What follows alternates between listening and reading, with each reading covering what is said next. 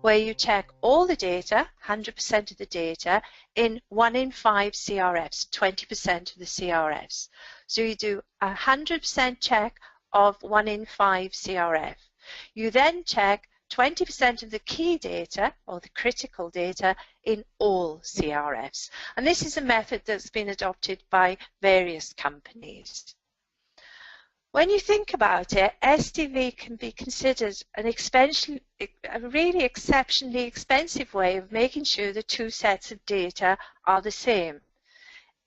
The fact that the two sets of data are the same doesn't necessarily mean that it's a true representation of what went on in the study, because they could have written the stuff in information in the patient's medical records incorrectly, and we'll then copy that into the case record forms. So many sort of clinical trialists believe that it is a very expensive way of checking and making sure the two sets of data are the same. Everyone concedes that we have to make sure that the patients exist and that their medical history and concomitant medication is a prerequisite to patient enrollment. But maybe we could just use the CRF as a source document for further trials. Perhaps if we have electronic case record forms or electronic data capture, we could do this by directly putting the data into the CRF without the need for paper, and then the data flow directly into a database. And this would all, reduce the amount of source data verification that we would actually have to perform. If you look at the cost of SDV, estimated that a periodic monitoring visit costs between $500 and $1,000 to perform. We're also paying the investigators to transcribe the data from the medical records into the case report form. So this is something that maybe we could consider in the future.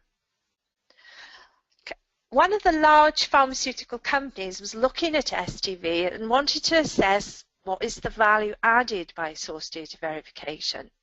They took 20 of its internal study audits and determined the number of findings that related to source data verification. They also asked monitors at the company to fill in an internal questionnaire about the effectiveness of their visits in uncovering discrepancies between source data and the CRF.